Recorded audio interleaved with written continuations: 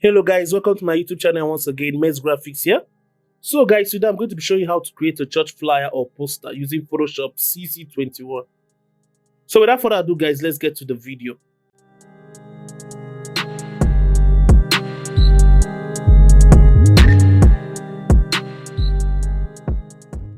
So guys, in this tutorial I'll be doing something quite different. I won't be using the normal 2000 by 2000 pixel size, but today I'm going to be using an A5 flyer size. And for my orientation will be landscape, 300 resolution and still an RGB color mode. So let me zoom this out a little bit. And then what I'm going to be doing here is I'm going to be placing the logo of the church that I'll be using for this project. And do well to remember guys that all the files, all the images and all the fonts that I'll be using for this project will be found in the description. I'll be dropping a link to my Dropbox where you can go to and access all the files that I'll be using for this project in case if you want to try it out. So I'll be typing the write-up, the first write-up that I'll be using for this project, which is the name of the church.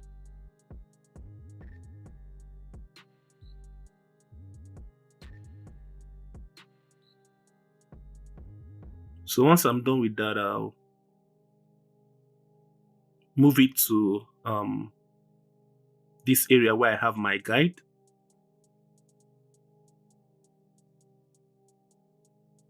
Okay, the reason why I use this guide most times in my design is that I use them to make sure that the elements that I'm using for my design are aligned. I use it to maintain correct alignments in my design. So you can also use that in all softwares. You have that option in all softwares, both CorelDRAW, Photoshop, and Photopea. So it can actually help you make sure that your alignments are correct and well placed. So I'll move this to the top left, and then I'll discard this.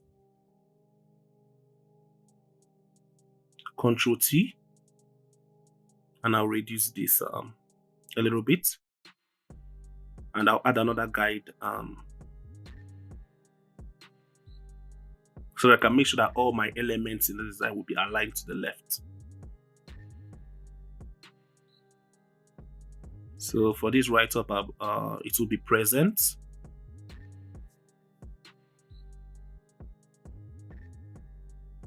Then for this, I'll be using the loose tracking, which I normally use for writing presents in any of my design. And then I'll reduce the text size. Okay. Now move it to the top a little bit, but not too close to the church name. And I'll still adjust the size a little bit.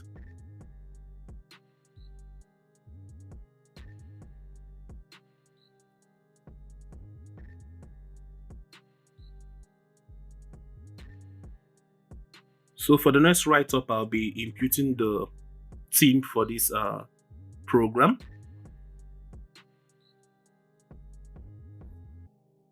And I decided to go with breaking limitations. So the reason why I adopted this theme name is based on the last tutorial we had, the slice test effect.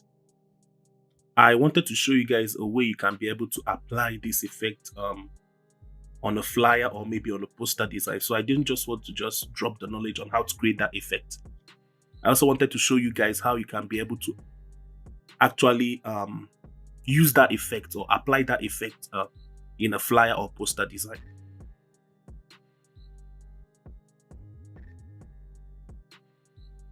So the fonts I'm using for this theme is Bison. And then I'll expand this so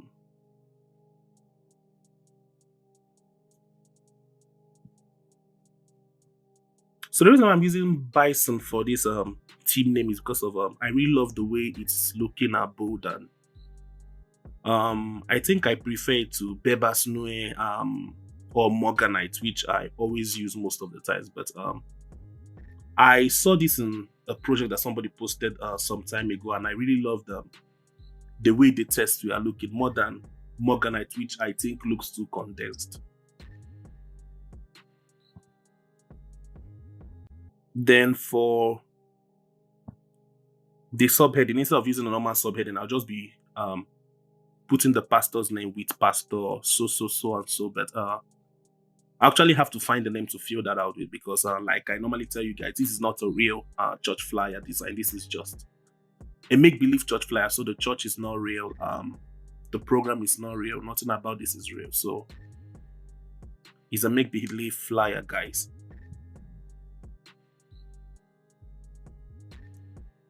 So I had to spend more time doing this, because I had to decide the name that I'm giving the pastor. So I had to come up with a name to give the pastor. Like I said, this is not a real church or a real pastor. So I had to like think, what name should I use for the pastor? So I will not mistakenly mention any pastor's name. But so I'll begin with Pastor Timothy Matthews, and I don't think there is any pastor that goes by that name, or if there is anyone, I'm not aware. So I'll just begin with Pastor Timothy Matthews.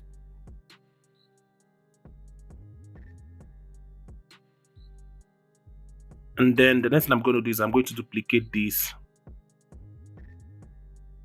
bring it down. All I'm going to just do at this point is to change it to this Sunday.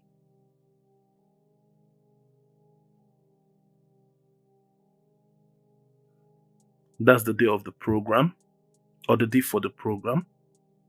And then the next thing I'm going to be typing in is the time for the program.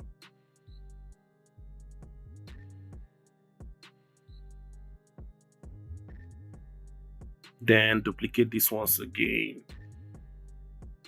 Okay, let me move this first, and then duplicate, bring it down, and that will just be the venue for the program.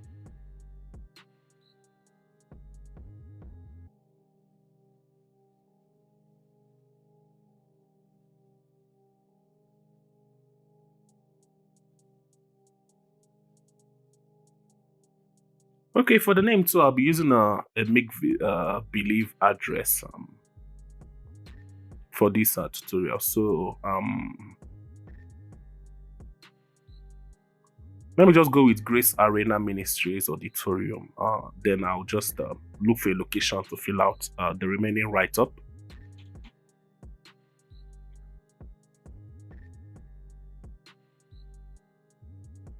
Okay.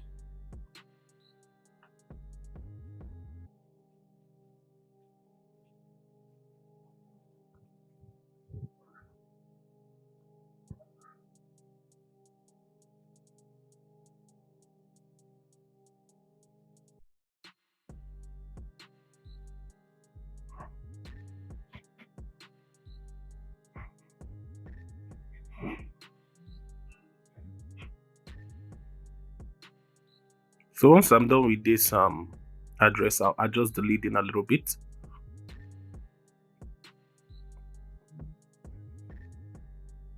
Then adjust the size too.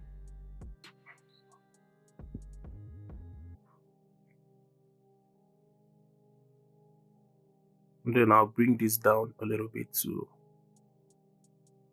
actually maintain some spacing between the different write-ups.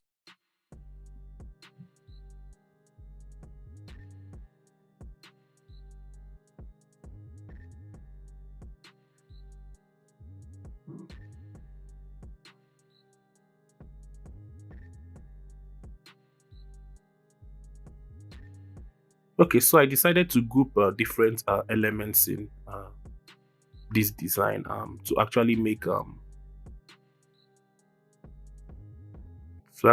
things easier for me, but we won't be going to that for now. So what I'm just going to be doing, I'm going to make sure that this is aligned to the center.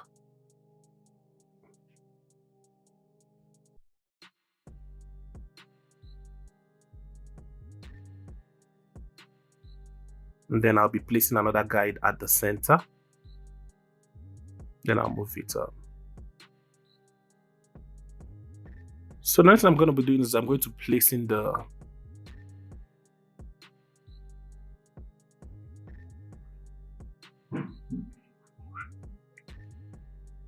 I'm going to be placing the image that I'll be using for the background. And as you can see, this is just um, an image of a broken chain, which best describes the theme that we are using for this project. And like I normally stress in our design classes, most times your background goes a long way to explain what your team is talking about. So whenever you are designing something quite peculiar to a church flyer or maybe any other flyer, make sure that your background corresponds with the message that your team is actually. So when handling a design project, always make sure that your theme and your background doesn't contradict each other. Always make sure that they correspond, that they both are passing the same message. Like I always say, the best design is the design that is able to pass the right and the adequate message to the viewer. So I think while explaining that, I missed out adding the picture of the pastor for this project. So as you can see, I've added the image of the pastor that I'll be using for this project. And so to remind you guys once again, all the files, all the fonts and all the images I'll be using for this project will be found in the description below. So I'll be dropping the link to my Dropbox file. I've quite mentioned that at the beginning of this video, but I just wanted to point that out again for you guys, so you guys can actually get access to the files. So fun fact, guys, I know you guys notice that I always group different elements in my design whenever I'm creating a tutorial, but don't mind me, that's just for YouTube. Like when I'm actually designing normal designs, like I saw a post where people were mentioning there are two types of designers, those that group their layer and those that don't group their layers. So I'm actually both of them. I group my layers when I feel like I'm quite relaxed designing, like when I'm not close to the deadline. And we all know that designers never design close to the far from the deadline. So we always love handling the project when it's close to the deadline. So I don't know why. So when the design is closer to the deadline, I have to rush everything, and sometimes I don't even group my layers together.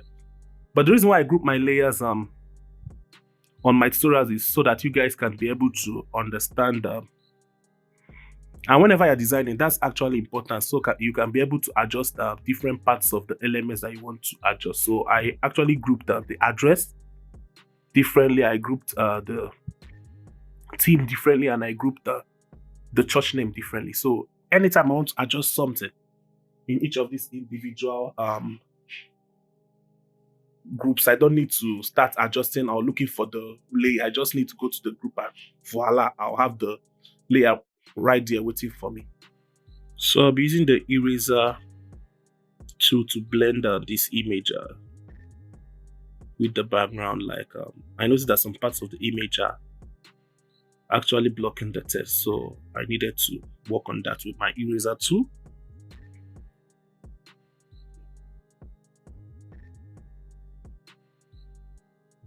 So everything is already looking well placed, and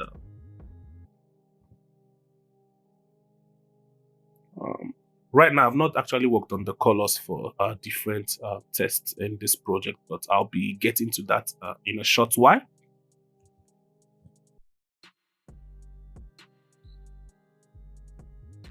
So for this, I'll be using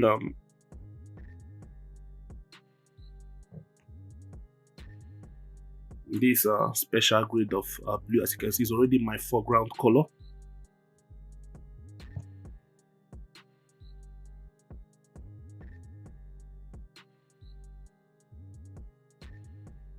So all I have to do is just select it from my foreground color.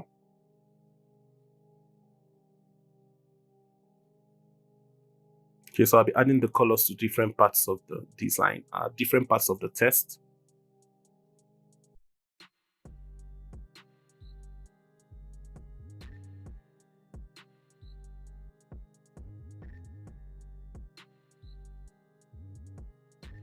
And then for the theme, I'll still be using the blue color for the theme.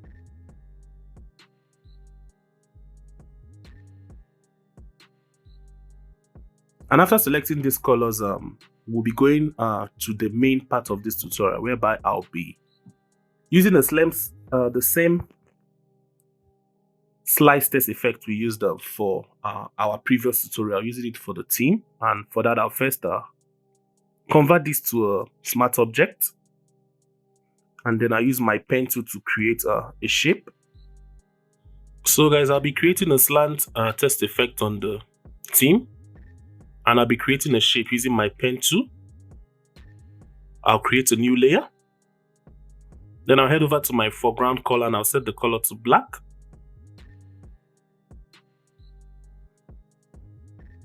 And then I'll right click with my pen tool and I'll go to fill path and then hit OK.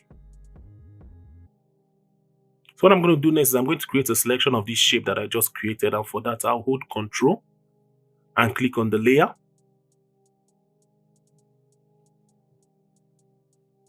And then I'll head over to the breaking limitations layer and hit Ctrl J. So what that does is that it will create a new layer from the selection that I've made. And then I'll select this shape again, make a selection of it again, and then go to breaking limitations and then layer. I'll head over to hide selection. And then I'll move this layer to the top a little bit to actually make the effect look more realistic. So for the sake of those who didn't watch my last video before watching this video, I'll be dropping the link to my previous video where I explained everything about this effect, creating a slant effect on Photoshop CC21. So if you look at the top right part of your screen, you see a link of the previous video that I did on this effect. So just head over to the video and you actually get more insight on what I'm doing here. And this is for those who haven't watched my previous video before watching this. Like I said at the beginning of this video, this is more like an application of the effect that I already thought on my previous video. So what I'm going to do is I'm going to take this layer 2 and I'll create a clipping mask to the breaking limitations layer. And then I'll move it down a little bit.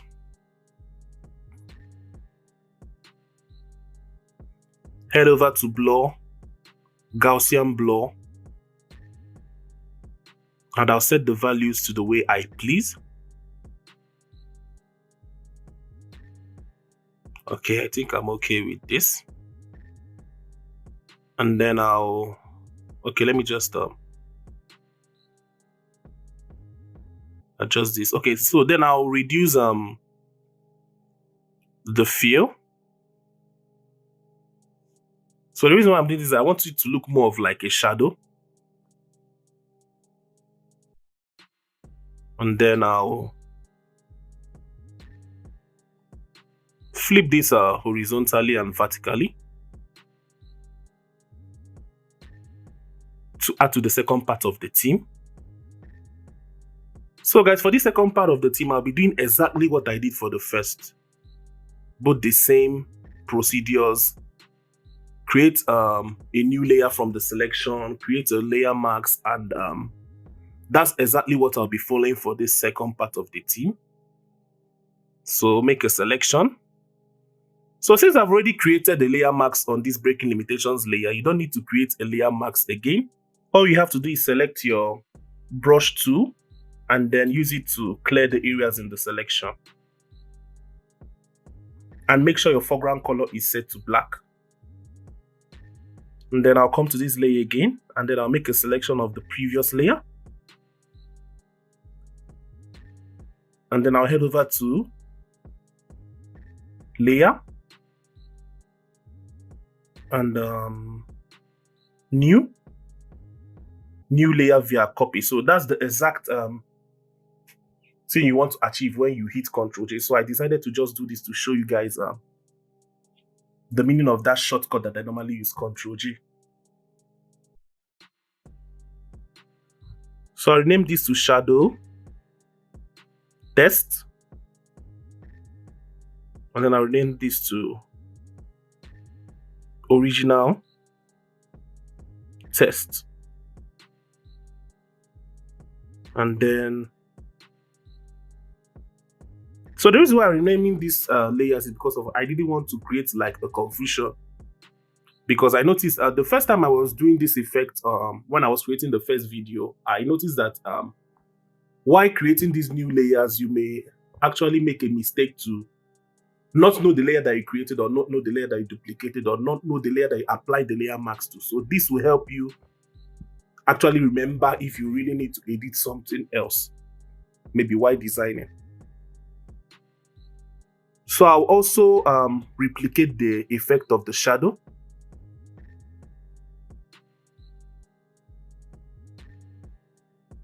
Filter,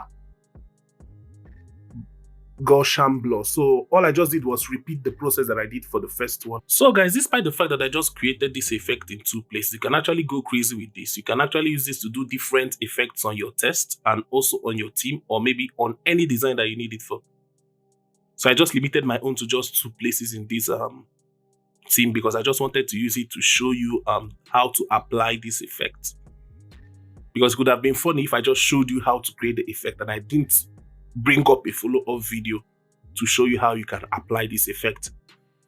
And also to remind you guys, all the files that I used for this tutorial will be found in the link. I'll be dropping the link in the description, so you can use that link to access all the files, all the images, and all the backgrounds that I'll be using for this design.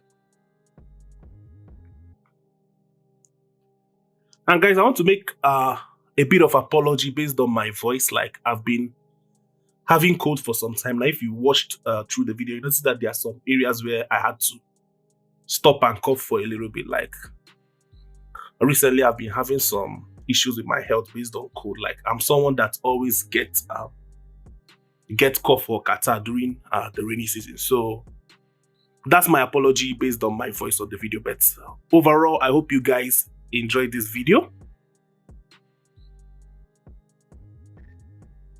So guys, we are basically done with this. Anything I'll be doing right now is just to add some additional touches to this design.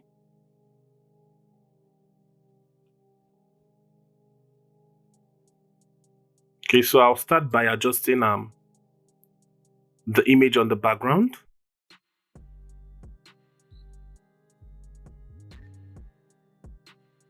And then I'll be removing this extra part that is actually blocking some of the write-up. And voila, we have taken care of that.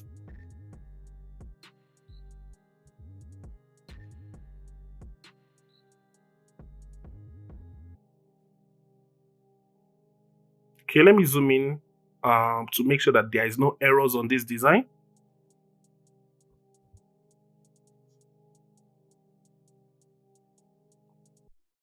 Okay,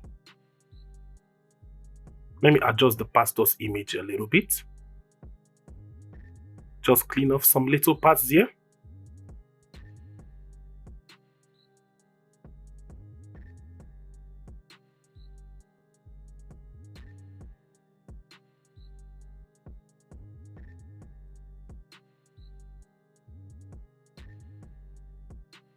And then basically what I'm going to do next is I'm going to be grouping similar layers in this design. So guys, we are basically done with this video. And I want to use this special opportunity to thank you guys once again for the amazing work you guys are doing, for the love, for the support, and for the feedbacks you guys have been giving. You guys are amazing. You guys are amazing. That's why I go the extra mile to make sure that I keep creating content for you guys no matter what happens. Like, the love you guys show me is always massive. You guys keep sticking with Mez Graphics. Thank you for staying to the end of this video. Mez Graphics out, and see you in my next video.